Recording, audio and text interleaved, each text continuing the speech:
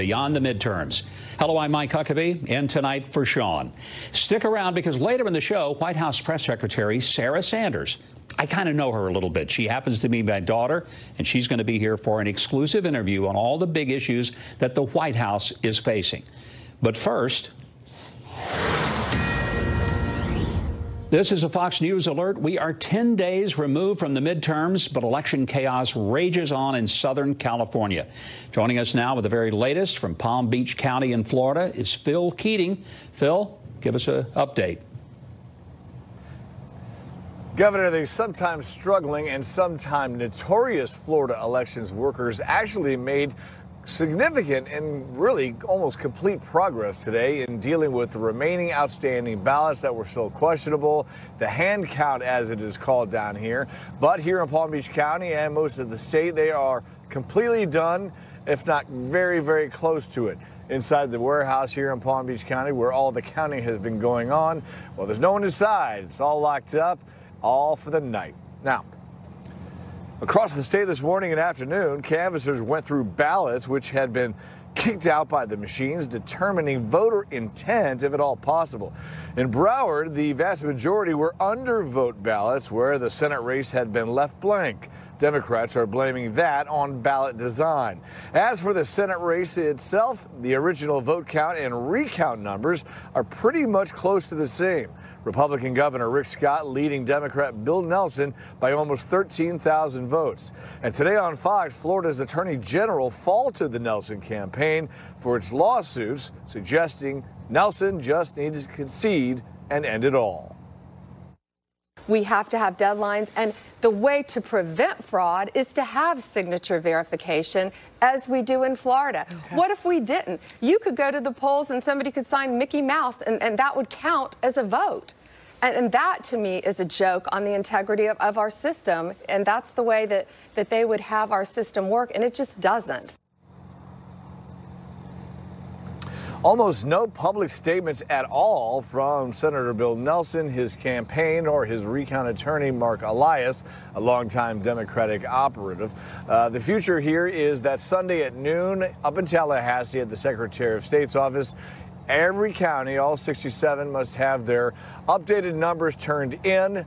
The Secretary then will forward that on to the State Canvassing Board, which is planning on a meeting first thing Tuesday morning to certify Florida's still going on 2018 election. Governor. Phil, thanks a bunch. Stay safe down there in Florida. We're going to have more reaction to the ongoing recount in Florida a little later in the show. But first, let's turn to some major new developments out of the Mueller probe. Could this seemingly endless investigation finally be coming to an end? Here with us for a full report, Doug McElway. Doug? Governor, good to see you. Further evidence that the Mueller probe is about to be wrapped up is the president's comment today that he has finished answering written questions supplied by the special counsel's office. I haven't submitted them yet. I just finished them. As you know, I've been a little bit busy. It didn't take very long to do them, and they were my answers. I don't need lawyers to do that. Now, you need lawyers for submittal. You need lawyers to go over some of the answers, but they're not very difficult questions. The president's comment that he hasn't submitted the answers yet is potentially significant. Trump's attorney, Rudy Giuliani, has repeatedly said that the president would not answer any questions from Mueller on possible obstruction of justice. The remarks also come after Mr. Trump's Twitter storm yesterday, in which he tore into Mueller's probe. Quote, "They're screaming and shouting at people, horribly threatening them to come up with the answers they want. They are a disgrace to our nation and don't care how many lives they ruin." And in another tweet, "The only collusion is that of the Democrats with Russia and many others. Why didn't the FBI take the server from the DNC? They still don't have it. Check out how biased Facebook, Google, and Twitter are in favor of the Democrats. That's the real collusion." Speculation is rampant that Mueller may indict two Trump cohorts, Roger Stone and Jerome Corsi, both of whom have stated they think they will be indicted. That, while George Papadopoulos, a former low-level Trump foreign policy advisor, is asking a judge to stay his 2-week sentence until an appeals court rules separately on whether the Mueller probe is unconstitutional. Papadopoulos is to report to prison on November 26. And separately, House Republicans who are about to bid farewell to their majority in all their investigations of Mueller are making a last-ditch effort to connect on a lame duck session Hail Mary. Judiciary Committee Chairman Bob Goodlatte has said he will subpoena former FBI Director Jim Comey for a closed-door deposition on November 29th and former Attorney General Loretta Lynch on December 5th. In the new Congress, look for things to flip, with Democrats ramping up all kinds of investigations of Trump. The incoming House Intel Committee Chairman Adam Schiff wants to examine whether Mr. Trump laundered money for Russia when he was a businessman. Governor, back to you. Thank you, Doug.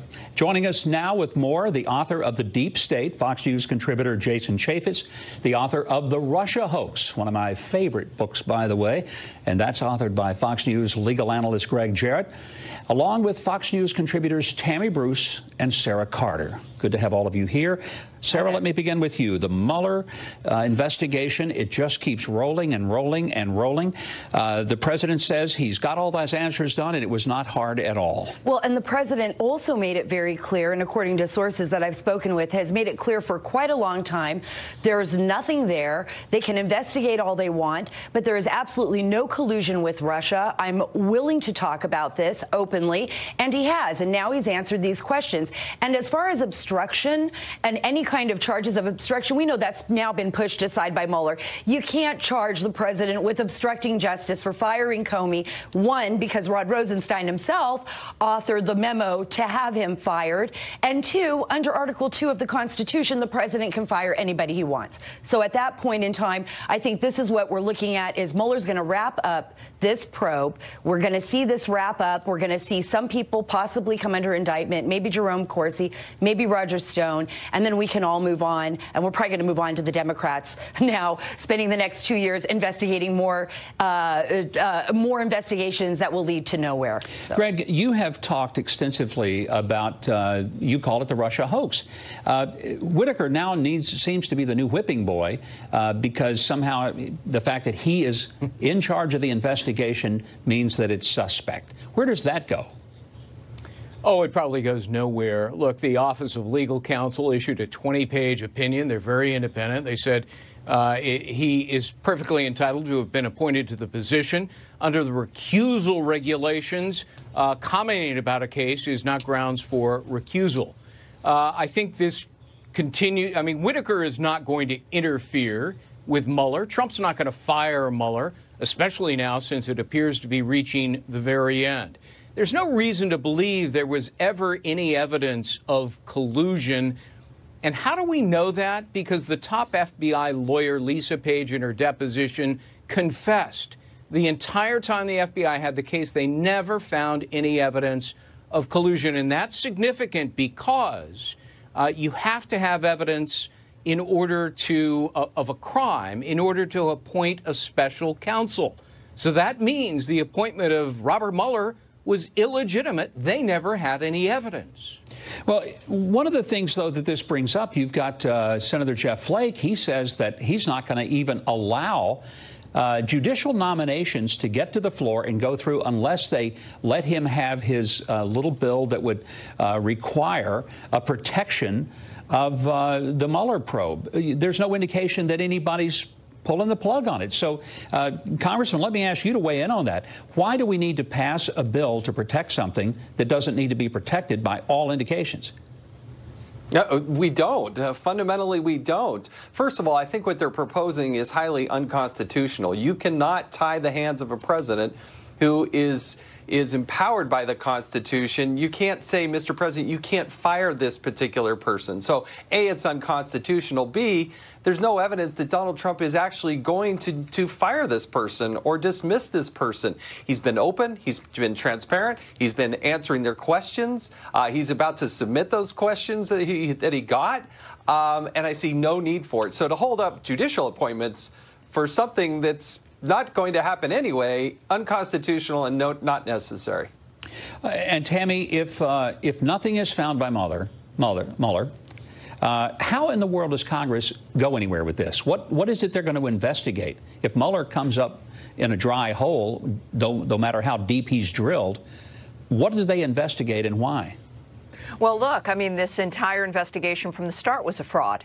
All right. It developed out of their own minds, perhaps from their own actions, of course. You always have one of the leftist tactics is to accuse your opposition of what it is you're doing. So I can imagine that they'll come up with something. And of course, it'll be another fraud. All of this is posturing. Everything we've been discussing, including the Jeff Flake action, is really so that they can say, well, you know, he was never fired because we stopped Trump. All of these things are about emotions. It's a fixation on the president. And it's also to give the impression that the Democrats are doing something, because otherwise they might have to try to govern and come up with some ideas that would actually be good for the country and move us forward. But they can't do it. So this is, I think, what is important here is also the fact that the president has even had to write answers to questions that generated, as Greg noted, from an investigation that was illegitimate from the start, that was meant to be exclusively political. And, you know, that report, Governor, will go to Congress, to the House, which then they will say, or at least try to say, that this is the basis for impeachment, because they'll read into it whatever they want to. This is where the president's communication team is key. I'm sad that your daughter is going to be leaving the administration at the end of the year. But I don't know that she is. I'll have to ask her about that. Well, She's not told me. So, well, the intimation is earlier in this year that she was. I hope that that's incorrect. But the bottom line is, they're going to have a job to do to push back aggressively, which is not usually the Republican skill of standing up for themselves, but going further and, in fact, pushing back on this entire fraud that has been perpetrated on the American people to the tune of millions of dollars and to the distraction of a man who's trying to save this country. I want to go back to Congressman Chaffetz, because one of the reports is that we've had indication that Adam Schiff, one of your former colleagues in the Congress, has briefed some of the high-dollar donors in the Democrat Party about the investigations. Is that ethical? Is it appropriate? And if so, what would he have told them? No, it's not. Look, you can do fundraisers, you can go and talk to interest groups, but if you're billed as, I'm going to provide you information that nobody else is going to be able to provide you because I'm the incoming chairman of the Intelligence Committee, that is really highly suspicious, and I think there needs to be more questions.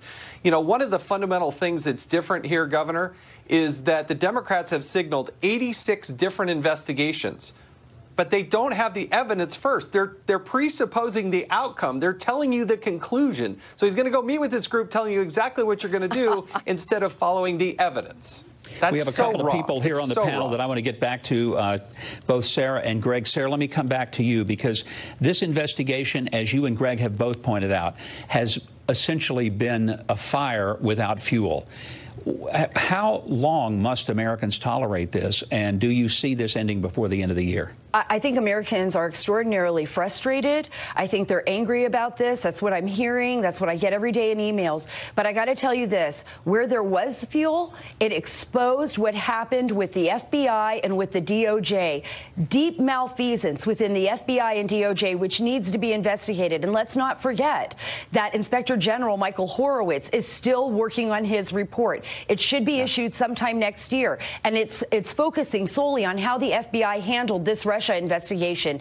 And every day, Governor Huckabee, we have more and more information about malfeasance. And if Senator Lindsey Graham gets the chairmanship, he promises that he'll continue these investigations. But I think it's going to go much further than this. I think we're going to see some indictments. I think that things are going to come to the surface within the DOJ. We still don't know what John Huber's been investigating. I don't think it's going to end here. I think it's going to end for the president and the fact that he's going to be exonerated. But I think after that, it's not going to end for Hillary Clinton and the rest of them at the FBI. All right, Greg, we've got less than a minute, but the takeaway from your book that I remember is that there was collusion, but it wasn't with President Trump. It was with Hillary Clinton and their organization.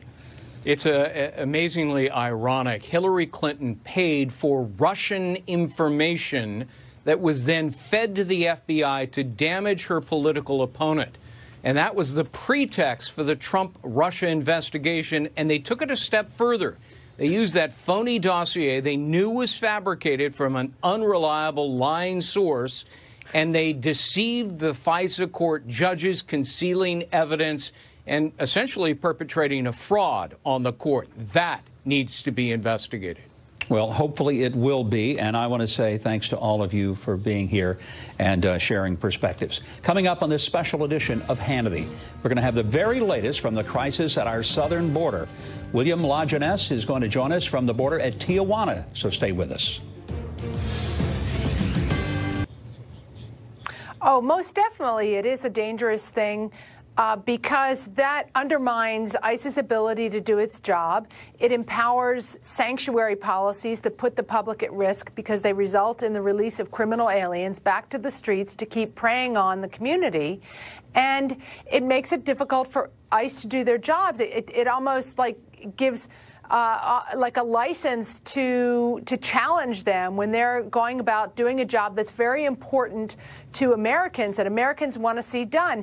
Immigration laws are not some outdated, obsolete laws that don't deserve to be enforced anymore. They protect job opportunities for Americans, they keep Americans safe, and they protect taxpayers, and they protect our legal immigration system. So this is very wrong to undermine this important agency and its work and the people who do it.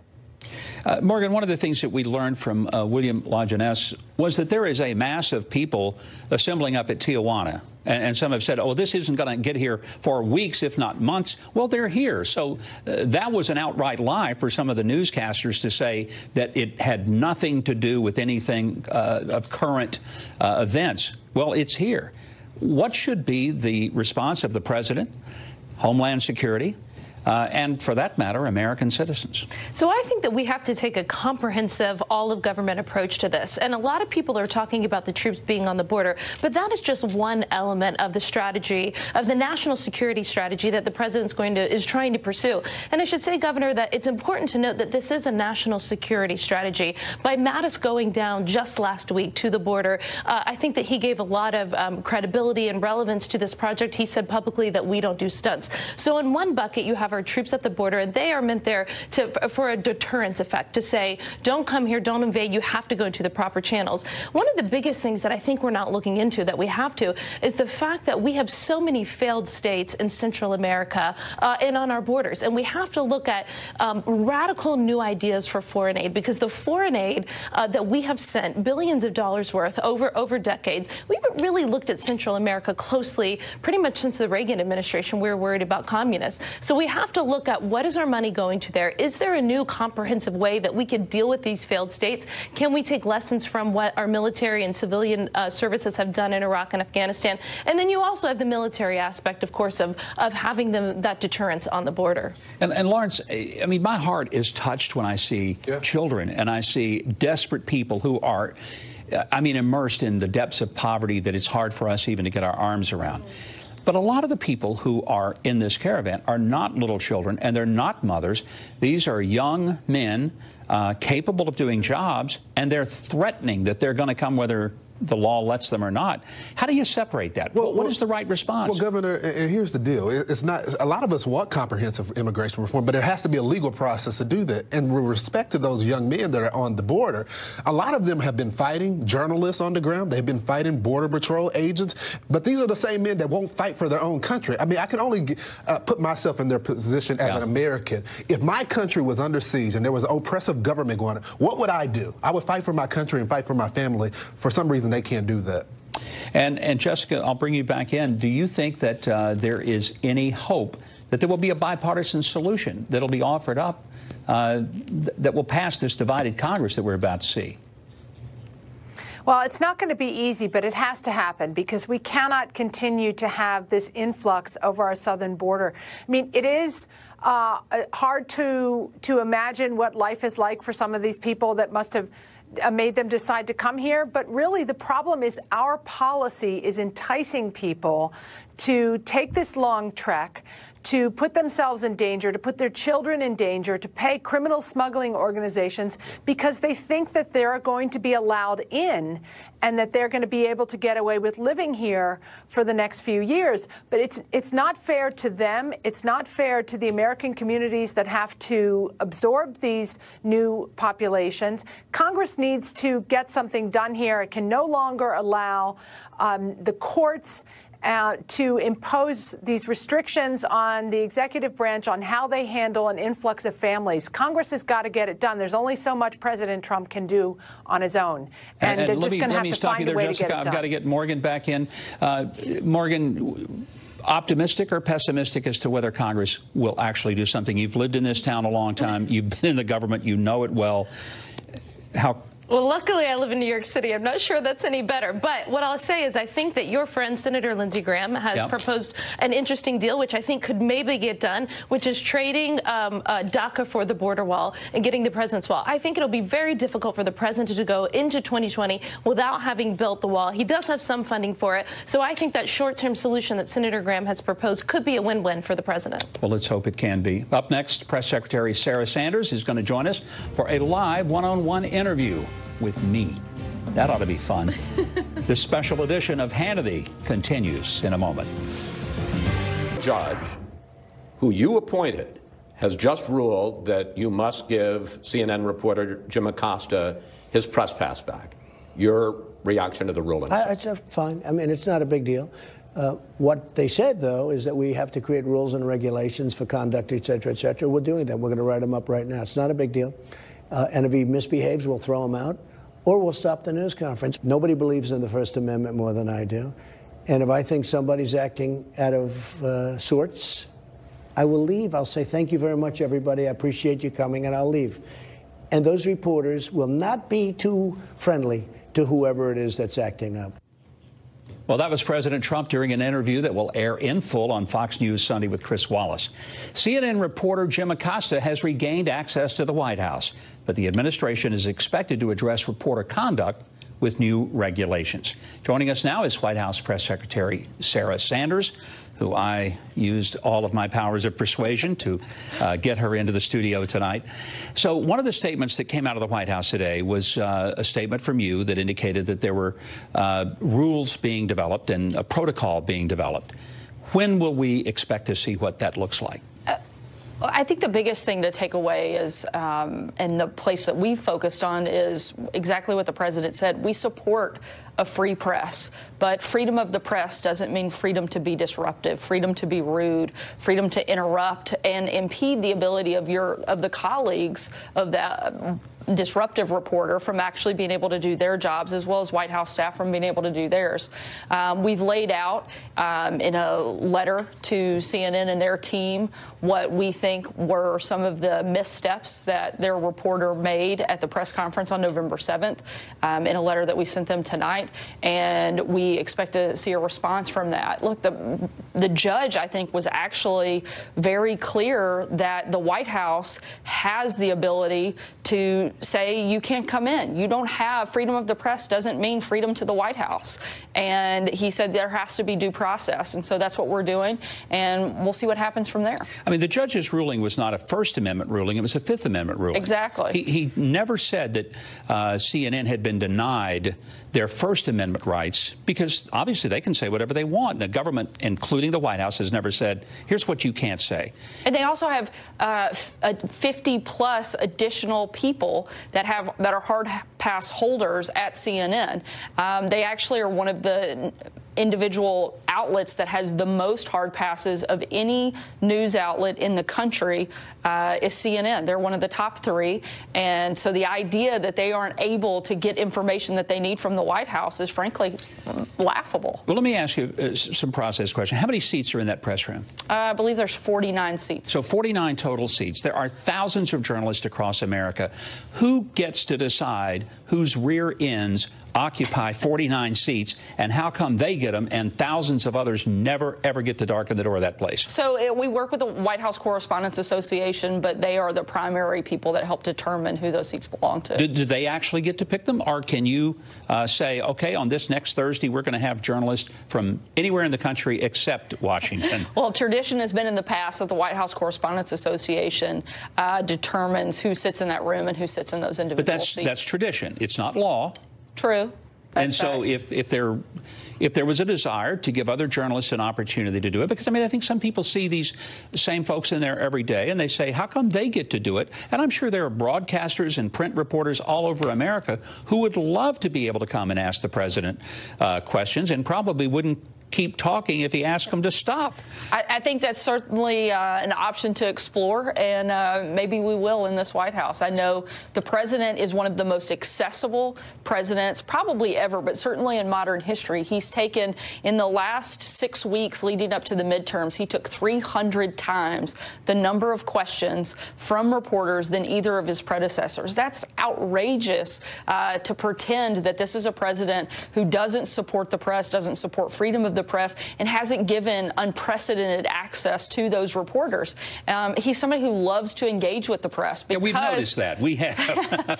and that's because he loves to be able to speak directly to the American people. We never want to prohibit that from taking place, but at the same time, those individuals can't be disruptive. They can't impede the ability of any individual to do their jobs. So when might we see the rules or the requirements, the protocol? You've said you sent the letter to CNN tonight. Is that going to be in a few days, a few weeks?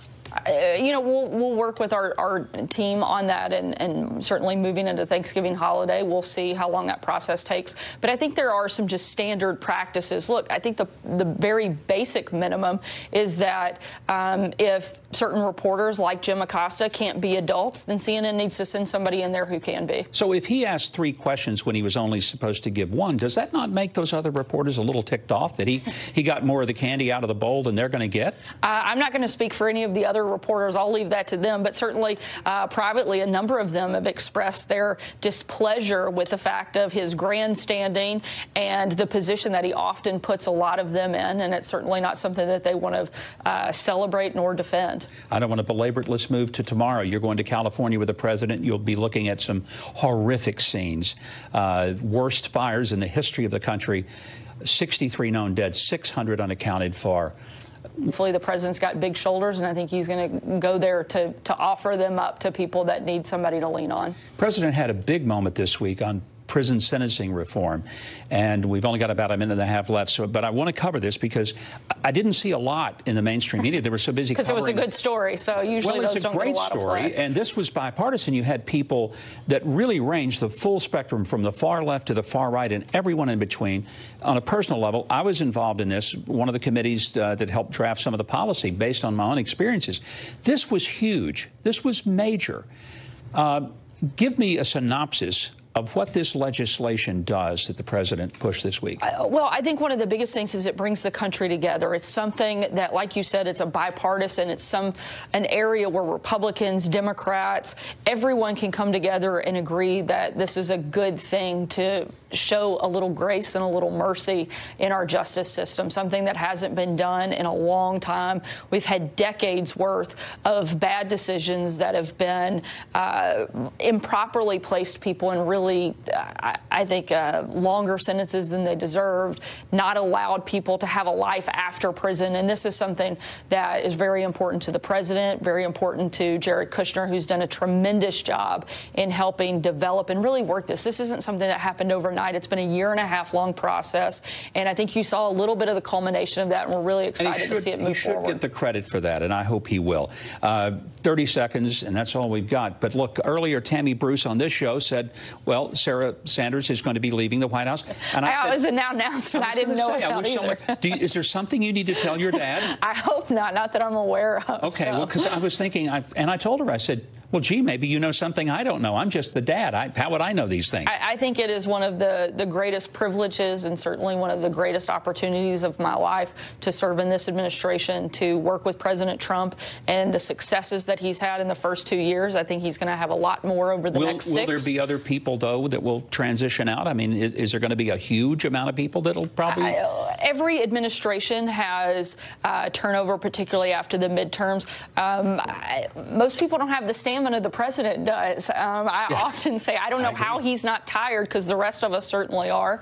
And that's not new for any administration, that you'll have some people that will change over. But at the same time, the president's got an incredibly dedicated team that wants to continue to see the country move forward, and we want to see it under President Trump. If you are going to do it, would you let me know, and don't let me read it in the paper? Sure, because I might think it's fake news. Sarah, thank you for coming in. You bet. Not that you had a choice, but thank you for being here. All right.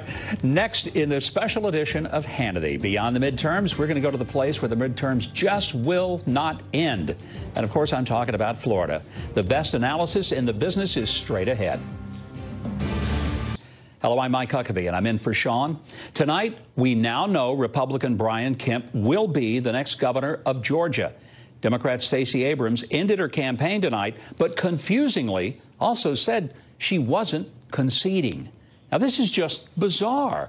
And this week we saw unbelievable news out of the Florida recount and recount and recount. Yes, Broward County so-called election supervisor Brenda Snipes actually missed the recount deadline by 2 minutes. 2 minutes. The Tuesday election totals will stand until the hand count recount numbers come in on Sunday.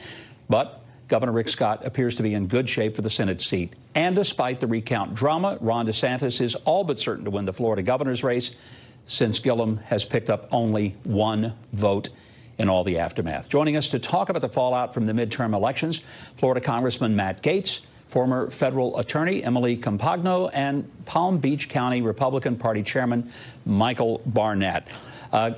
Congressman Gaetz, you have been right in the middle of all of this down in Florida, so let me start with you. Are we going to bring a resolution to this, and will we end up with the same results that we had on election night, Tuesday, November the 6th? Well, we will for Governor Scott and Ron DeSantis. The joke in Florida tonight, Governor, is that you can't spell Gillum without 2 L's. Andrew Gillum lost on election night. Now he's lost the recount as well. But unfortunately, he hasn't conceded that so that we can move on with a reasonable transition of the government. And I'm proud of Ron DeSantis for having invited to meet with Andrew Gillum and hear his thoughts. I mean, I think it's always appropriate to have 2 folks who've had a tough competition to come together and chat and then move together in the direction that's best for those that we hope to serve. So, you know, we continue to see these problems in Florida. We're going to have some systemic reform. And my hope isn't that this is like the new incarnation of the resist movement. First, they resisted Republican policies. Now they're actually trying to resist the will of the voters. And that's not a good thing for anybody. Yeah, Emily, let me ask you about, do Democrats have a fundamental problem in accepting election results? I mean, whether it's 2016 presidential election, whether it's these elections that have come out of Georgia, you know, the Republicans didn't throw a fit in Arizona. They didn't like the results there, but they, you know, sucked it up and said, okay, send him as the new senator. What is it with Democrats? And they cannot let that happen. You're right. And yes, certainly Martha McSally had a graceful defeat and message. You know, I don't know the answer to that, but I will say this, that there's certainly a pattern of such. And in the case of Broward County, there was an actual legal pattern and a legal history of that county election supervisor being rammed in court multiple times and always ruled against, including injunctions. Now, time and again, she was ruled to have violated both state and federal law, as well as destroying ballots early, opening them prematurely, omitting entire amendments on the ballot. And what was the remedy? We saw a machine oversight. And then this time around, the argument as to being 2 minutes late was, well, the websites created a separate issue, and I'm pleased with what I did with the amount of time I had. Since when is that kind of government incompetence accepted and also defended? And so to me, it's a disservice to the constituents, obviously, the fact that she's still remaining in that seat, still defending against those losses, and then taking it a step further, reducing it to kind of that singular issue of race. Certainly as well in Georgia, the history there, the Supreme Court ruled in 2013 that they didn't have to oversee that the in-state voter election laws. So the issues here with those arguing that now Governor-elect Kemp stole the election, quote unquote, the issues that he was brought it to in court had to do with implementation and execution, not the constitutionality of the in-state laws themselves. So it's bogus all the way around and such a hyperbole to put it on these candidates when clearly the voters have spoken. Michael, you're right in the middle of Palm Beach County. You've seen a lot of these election issues. I think what a lot of Americans look at is that it seems like the rest of Florida can handle an election, even parts of Florida that have had a hurricane, for heaven's sakes. But there are 2 counties down in the southern part of the state that just can't get it right. What's going on down there? Your best guess is as good as ours. Palm Beach County and Broward counties have been the center of political chaos and incompetence for years, going back to the 2000 election. One thing to note about the Broward County supervisor who submitted their second unofficial count to the state that was 2 minutes late, Rick Scott was ahead in Broward County that would have cushioned his statewide lead by several hundred votes. So it kind of makes you wonder if that mistake was really a mistake. But in Palm Beach County, we've seen a different story. Republicans and Democrats in the supervisors' warehouse working together, monitoring this race. We've seen a much more orderly and cordial and friendly atmosphere. But if Bill Nelson is looking for a miracle out of South Florida, he can forget it. The final number submitted from Palm Beach County only added about 118 votes to Bill Nelson's tally. It's time to concede it. His tenure in Congress and in the Senate has to come to an end. He needs to do what Stacey Abrams did, follow suit, and bow out gracefully. This race, for all intents and purposes, is over. Well, let's hope it is, because it seems like it's just going and going and going, and the rest of America is gone. We're ready for the elections to be over. I wish we had more time. Unfortunately, the nature of television is we don't. And I hope all of you have a wonderful Thanksgiving. Well, thank you for staying with us on this special edition of Hannity Beyond the Midterms. We're going to be right back with some closing thoughts, so stay with us.